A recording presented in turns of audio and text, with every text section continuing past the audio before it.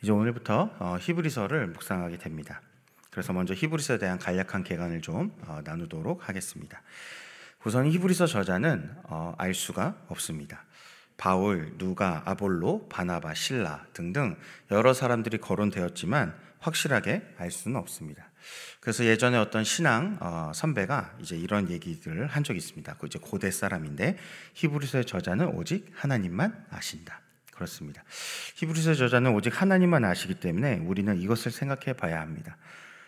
저자가 미상이라고 할 수 있는 이 히브리서가 어떻게 저자가 누군지도 정확하게 알 수 없음에도 불구하고 성경에 들어오게 되었나.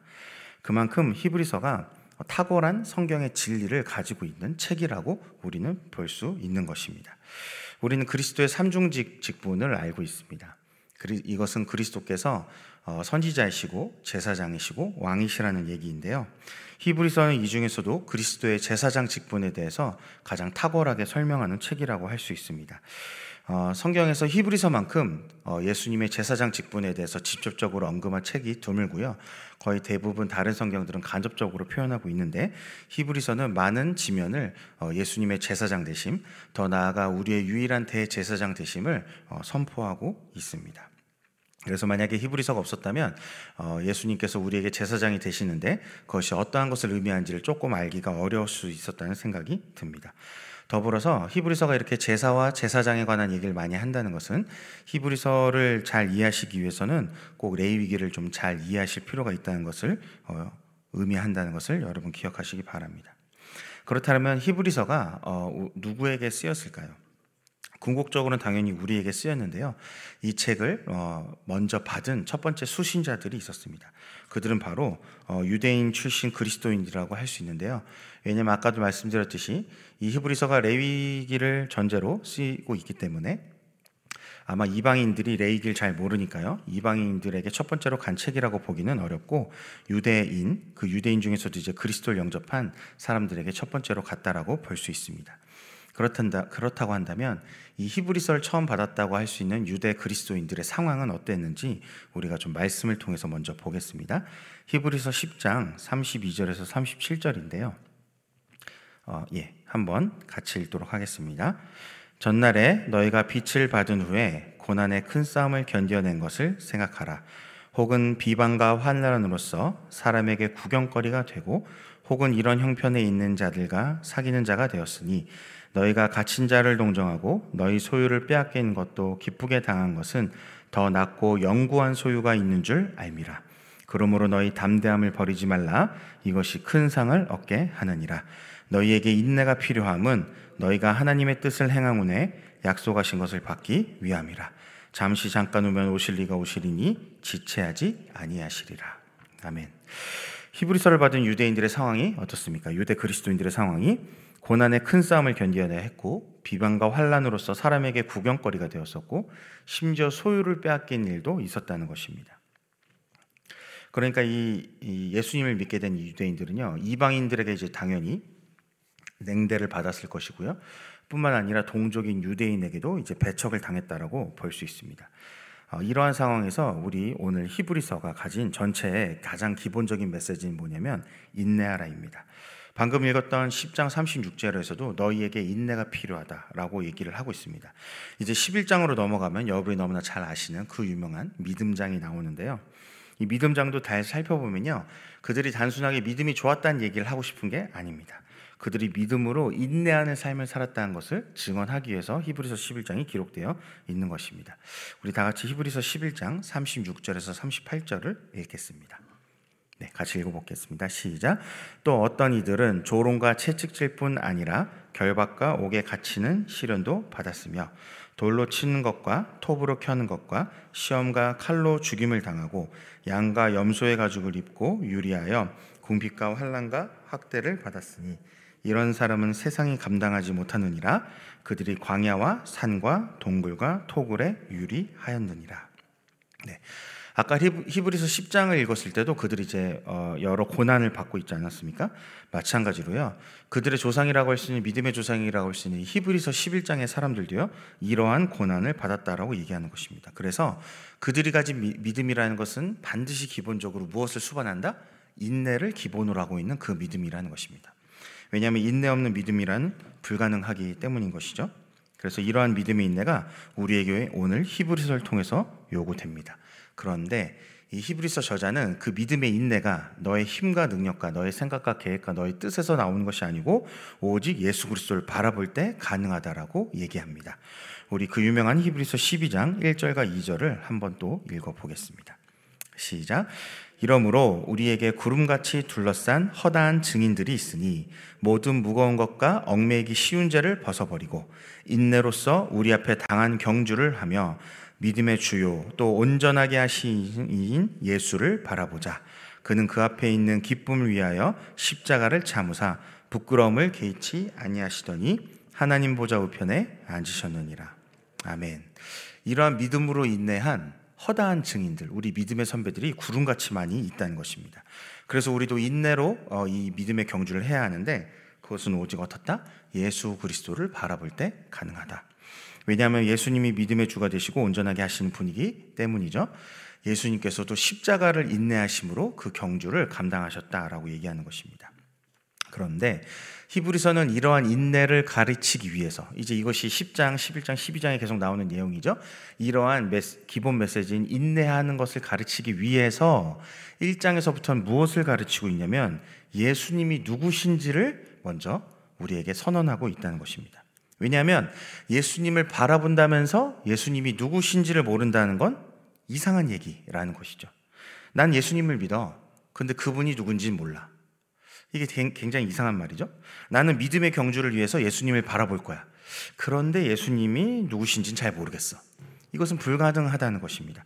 우리가 진정으로 예수님을 바라본다는 것은 그분이 누구신지를 알고 그분을 닮아가고 그분을 결국은 따라가는 것까지 얘기를 한다는 것이죠.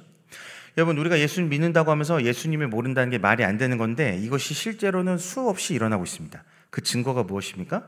이단과 사이비죠. 이단과 사이비가 존재한다는 것 자체가 무슨 말입니까?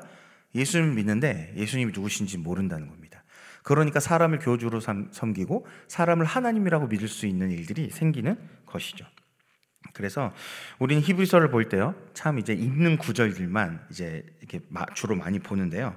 이번 기회에 오늘부터 시작되는 히브리서를 통해서 예수님이 누구신지 깊이 알게 되고 그리하여서 예수님을 바라보게 되는 놀라운 은혜가 있으시길 예수님의 이름으로 기도합니다.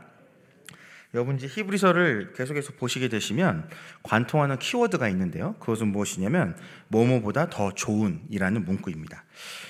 다 읽어보면 좋지만 제가 그냥 시간 관계상 제가 읽겠습니다. 히브리서 7장 19절에 더 좋은 소망, 히브리서 7장 22절 더 좋은 언약, 8장 6절 더 좋은 약속, 9장 23절 더 좋은 재물, 10장 34절 더 낮고 연구한 산업, 11장 16절 더 나은 본향, 11장 35절 더 좋은 부활, 11장 40절 더 좋은 것. 또 한 가지 문구가 반복되는데 뭐뭐보다 뛰어난, 우월한이라는 문구입니다. 1장에 천사보다 뛰어난, 3장에 모세보다 뛰어난, 4장에서 아론보다 뛰어난, 8장에서 우월한 언약, 9장에서 우월한 성소, 10장에서 우월한 희생. 계속해서 이 히브리서는요, 예수 그리스도가 뭐뭐보다 더 낫다, 예수 그리스도가 뭐뭐보다 뛰어나시다, 우월하시다를 끊임없이 우리에게 선포하고 있습니다. 예를 들면 오늘 본문에서도요, 이제 1장 4절부터 14절을 보면 그가, 예수 그리스도가 천사보다 뛰어나다라는 얘기를 하고 있는데 사실은 이게 솔직히 우리한테 잘 와닿지 않죠. 이게 무슨 말이냐면 현대 사람들이 천사에 그렇게 관심이 많지는 않거든요. 그런데 중세까지만 해도 천사에 대한 관심이 지대했습니다. 특히 이 히브리서를 수신 받았던 첫 번째 그리스도인들, 그 유대 그리스도인들한테도요, 천사가 굉장히 큰 관심사였던 것 같습니다. 실제로요, 중세까지 보면 기독교 역사에서 중세까지 보면은 이 천사에 대한 그림이나 조각상들이 굉장히 많았잖아요. 그러니까 이 고대에서도요, 그런 천사를 숭배하는 일들이 있었던 것 같습니다. 그래서 히브리서 기자는 천사보다 예수 그리스도 뛰어나시다라고 말함으로써 뭐다? 우리가 섬길 자는 천사가 아니라 예수님이시다라는 그 당시의 관심을 반영하고 있다는 것이죠. 예를 들어 이들이 이제 유대 그리스도인들이 그 1차 수신자니까요. 이들한테 이제 3장에 가면 모세 얘기가 나오는데 모세도 마찬가지죠. 모세가 이제 이스라엘로 따지면 어떤 국부와 같은 위치 아닙니까? 이스라엘 민족을 이끌고 출애굽했던 위대한 지도자였고 선지자였고 하나님의 사람이었는데 결국은 이제 하고 싶은 얘기는 그 모세보다 예수 그리스도가 뛰어나시다 이렇게 얘기하는데요. 만약에 히브리서 기자가, 이 저자가 지금 현대에 히브리서를 썼다면 우리한테 어떤 메시지를 썼을까요? 그러니까 천사, 모세, 아론, 이제 이들보다 뛰어나다. 그러니까 유대인들의 그 당시의 관심, 유대 그리스도인들의 관심이었던 천사, 모세, 아론보다 뛰어나다는 얘기를 히브리서 했지만, 만약에 현대에 이것이 적용된다면 지금 우리한테는 무엇을 예수 그리스도와 비교해야 할까요? 이게 천사, 모세, 아론은 조금 우리의 관심사와 멀죠. 실제로 살아가면서, 그렇죠? 우리에게 관심사는 무엇일까요? 모세와 아론이라는 사람이 주제에 들어갔던 걸 보면요, 이 시대의 목회자를 비롯해서 어떤 유명한 사람들이 아마 이 주제에 들어갔을 것입니다. 또 연구한 산업을 얘기하는 거 보면요, 세상 사람들에게 그 연구한 산업이라고 여겨지는 소위 부동산, 코인, 주식, 이런 재정, 돈과 관련된 주제가 꼭 들어갔을 것 같고요. 또 우리 현대 그리스도인들한테 이제 자식이 또 중요하잖아요. 자녀가. 그러니까 자녀에 대한 주제도 들어갔을 거고요. 그것만이 아니죠.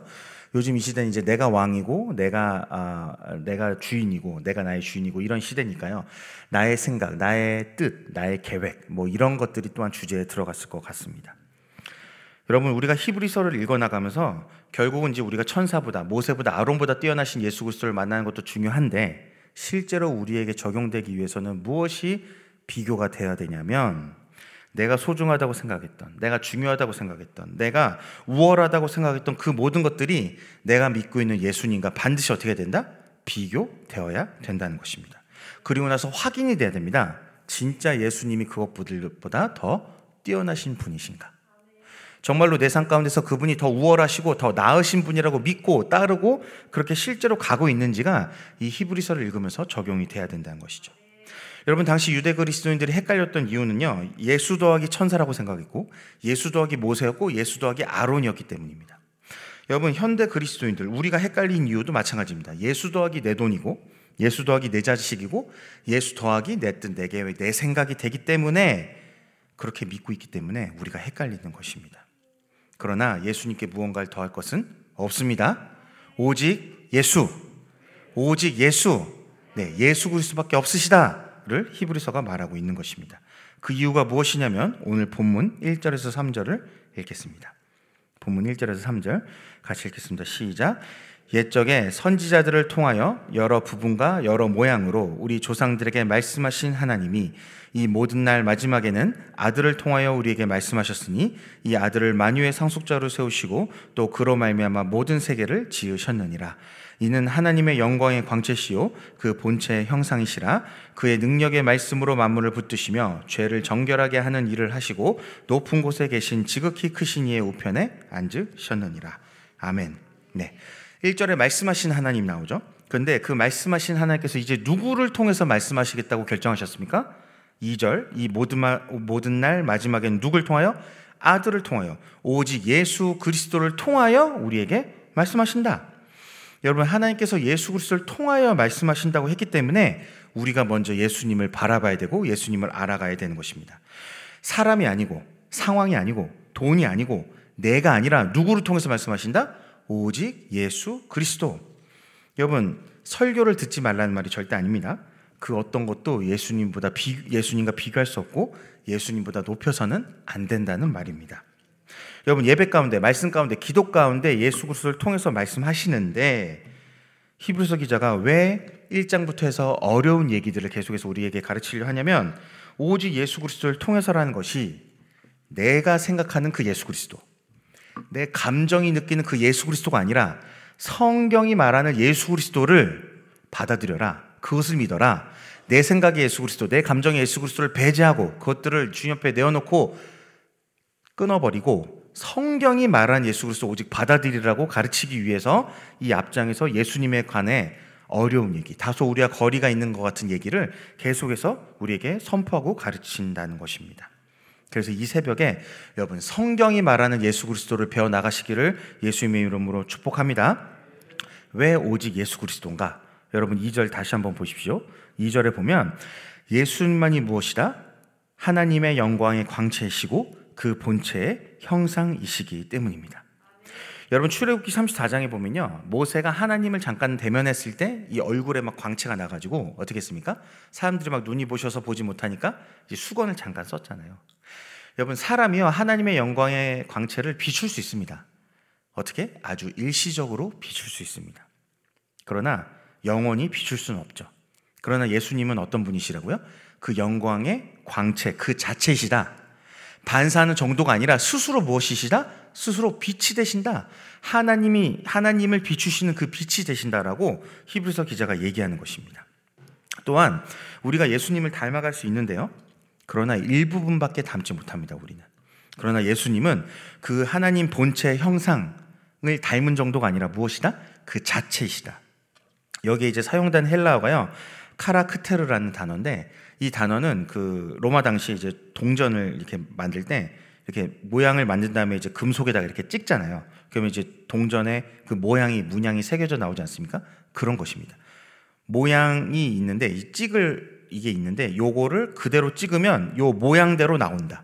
그러니까 이 모양과 이 모양이 동일하잖아요. 그러니까 하나님과 예수님이 동일하다. 그 얘기를 하고 있는 것입니다. 동일한 신성을 가진 하나님이시라고 얘기하는 것이죠. 그래서 그 어느 누구도 그 무엇도 하나님의 영광의 광채가 될 수 없다. 하나님의 형상일 수 없다. 그러나 하나님 본체의 형상일 수 없다. 그러나 오직 예수 그리스도, 그분은 어떻게 되신다? 우리에게 유일한 하나님의 영광의 광채가 되시고 그 하나님 본체의 형상이 되셔서 그 예수님이 하신 말씀은 누구의 말과 같다? 하나님 아버지의 말씀과 같다라고 히브리서는 선포하는 것입니다. 그래서 히브리서를 다 읽고 나서요, 우리의 결론은 이렇게 되어야 됩니다. 오직 예수 외엔 다른 것은 없습니다. 오직 예수 그 누구도 아닙니다. 오직 예수 그 무엇도 아니라 오직 하나님의 아들 예수 그리스도를 통해서만 우리에게 하나님의 말씀이 온다는 것을 여러분 기억하시기 바랍니다. 그래서 이 히브리서를 덮게 됐을 때, 오늘부터 이제 시작하는데요, 이 히브리서 13장까지를 다 읽고 마지막 장을 덮게 되셨을 때 오직 예수만 남게 되시는 축복이 있기를 예수님의 이름으로 기도합니다. 아멘. 그럼 이 시간 우리 다 같이 기도하도록 하겠습니다. 오늘 이 새벽에 오직 예수 외에 그 누구도, 예수 외에 그 무엇도 없음을 확인하는 새벽이 되기를 간절히 소망합니다. 예수 더하기 내 돈이 아니고, 예수 더하기 내 자식이 아니고, 예수 더하기 내 뜻과 내 생각과 내 계획과 내 방법이 아니라 오직 예수가 되시는 이 새벽이 되시기를 축복합니다. 하나님의 영광의 광채이신 예수님, 하나님 본체의 형상이신 그 예수님, 그 주님을 더욱 알기 원하고 더욱 닮아가기 원합니다. 주님, 이 새벽에 우리에게 말씀하여 주시옵소서. 끝까지 인내로 이 믿음의 경주를 감당할 수 있도록 더욱더 예수 그리스도를 우리에게 알게 하여 주시옵소서. 더욱더 예수님을 닮아가게 하여 주시옵소서. 그리하여 예수 안에서 이 경주를 승리함으로 하나님께 영광 돌리는 이 새벽 될 수 있도록 주님 은혜 베풀어 주시옵소서. 다 같이 주님 3번 부르고 기도하겠습니다. 주여, 주여, 주여. 하나님, 이 새벽이 오직 예수 그리스도가 되기를 간절히 소망합니다. 내 생각과 내 계획과 내 뜻과 내 방법, 내 돈이나 내 어떠함이 아니라 오직 예수 그리스도 하나님 한 분만이 하나님 말씀의 통로이고 아버지 우리에게 주어진 구원자이신 것을 믿게 되는 이 축복의 새벽이 되기를 간절히 소망합니다. 주님, 말씀하여 주시옵소서. 우리가 듣기를 원합니다. 주님, 우리 가운데 역사하여 주시옵소서. 우리의 마음을 주님께 드리오니 주님, 우리 가운데 예수 그리스도로 충만하게 채워주시고 오직 예수 그리스도의 생각과 계획과 예수의 뜻이 아버지 우리 삶 가운데 전달되어 그것들을 믿음으로 받아 그것들을 순종하여 따라가는 아버지 이 새벽이 되기를 간절히 소망합니다. 주님밖에 없습니다. 아버지 그 어떤 것도 주님과 비교할 수 없습니다. 그 무엇도 주님과 바꿀 수 없습니다. 오직 주님만을 바라보며 주님만을 의지하며 따라가오니 주님, 이 새벽이 오직 예수님만을 섬기는, 예수님을 따라가기로 결단하는, 오직 예수님만 나의 주인으로 섬기게 되는 새벽이 되기를 간절히 소망하오니 주여, 이 새벽 가운데 말씀하여 주시옵소서. 오직 예수 그리스도로만 충만해지는 이 새벽이 되게 하여 주시옵소서. 예수님만이 우리의 전부이시고 예수님만이 우리의 모든 것이십니다. 주님, 오늘 이 새벽도 주님의 은혜를 구하며 나아갑니다. 우리의 갈급한 심령, 목말라 죽어가는 이 심령을 이끌고 이 새벽 제단에 나와왔사오니 주님, 우리의 기도 제목 가운데 응답하여 주시옵소서. 우리를 불쌍히 여겨 주시옵소서. 오직 이 새벽에 예수 그리스도면 충분한, 예수가 전부인 사람들 되는 축복받는 이 새벽 제단이 되게 하여 주시옵시고 예수님만이 나의 선지자시며 예수님만이 나의 제사장이시며 예수님만이 나의 왕이시며 예수님만이 나의 전부가 되시는, 예수님만이 나의 상급이 되시는, 예수님이 나의 모든 것 되시는 이 축복의 새벽이 되기를 간절히 소망합니다. 주님만이 우리의 전부가 되시오니 성령님 우리의 심령을 감찰하여 주시사 정말 우리의 죄를 씻으시고 정결케 하시는 예수 십자가 보혈의 은혜를 누리게 하시고 그 무엇과도 비교할 수 없는 그 무엇보다 귀하신 예수로만 충만해지는 이 새벽 되게 하여 주시옵소서. 이 세상의 재물보다, 이 세상의 명예보다, 이 세상의 그 어떤 행복보다도 주님이 좋습니다. 우리 평생의 예수님이 최고이십니다. 우리를 위하여 십자가에서 죽고 부활의 능력으로 우리의 안에 있는 이 죄와 사망의 권세를 깨뜨리신 예수 그리스도 이름으로 기도합니다. 아멘. 주여, 주여, 주여. 주님, 오직 예수의 이름을 부르며 나아갑니다. 예수, 예수, 예수. 정말 예수님이 너무나 좋고, 예수님이 너무나 기쁘고, 예수님으로 인하여 즐겁고, 예수님 우리의 전부고, 예수님이 모든 것입니다. 주님 감사합니다. 그 예수 그리스도가 우리의 전부가 되어주시니 감사합니다. 예수님